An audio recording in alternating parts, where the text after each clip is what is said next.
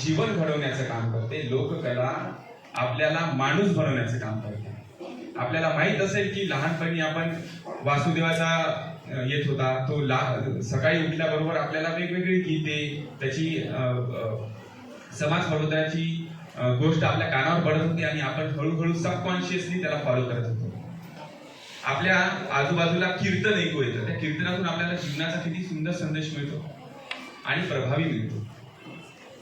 सोंग व्हायचे, गवळणी व्हायच्या, त्याच्या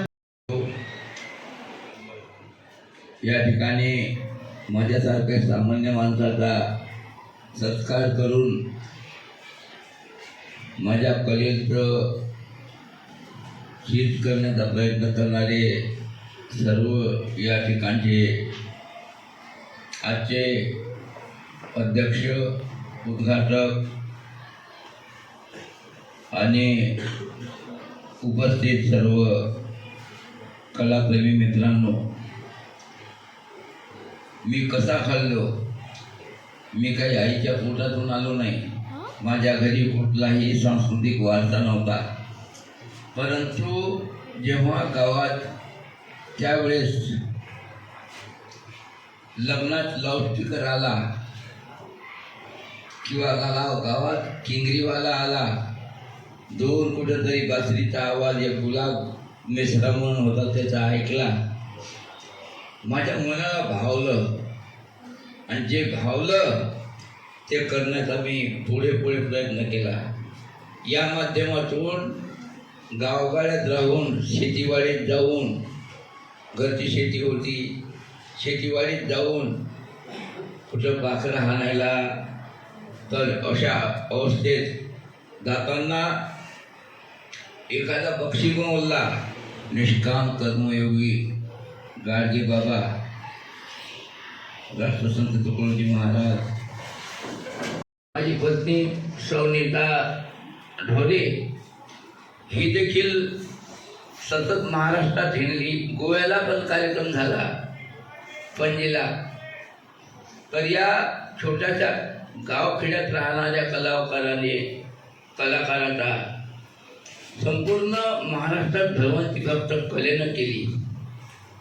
कला कुठं पोहोचवते माणसाला, कला उपदक कुळवाडी भूषण शिवाजी महाराज, भारतीय राज्यघटनेचे शिल्पकार, परमपूज्य भारतरत्न डॉक्टर बाबासाहेब आंबेडकर या महामानवांच्या प्रती त्यांना मी विनम्रभावे अभिवादन करतो, त्यांच्या विचारांना नतमस्तक होतो.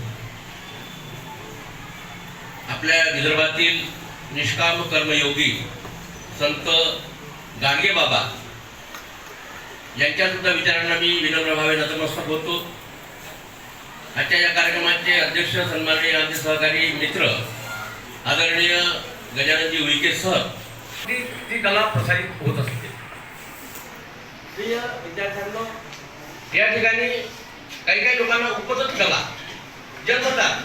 आता अलीकडच्या काळामध्ये डीजे वगैरे ज्यावेळेला आपल्या सगळे येऊन जातात, ते एवढाले मुलं काही कारण नसतात, त्यांच्याच पद्धतीनं ती कला त्यांच्यामध्ये एक अभिजात उपजत कला असते.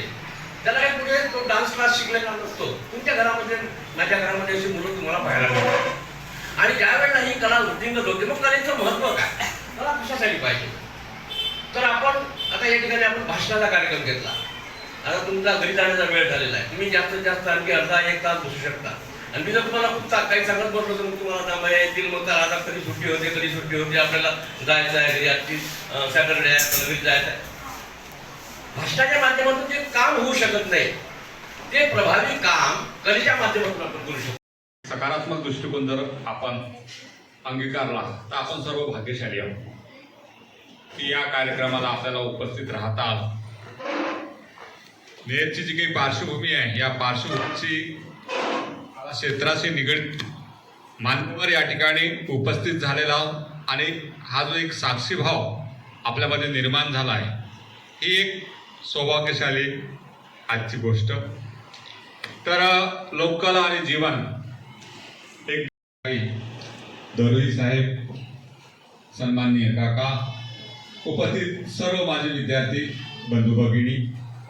तर अध्यक्षीय भाषण म्हणजे काही प्रोटोकॉल असते, त्याचा शिष्टाचार असते. अध्यक्ष त्याच क्षेत्रातला काही असा विद्वान असला पाहिजे असातला भाग नसते.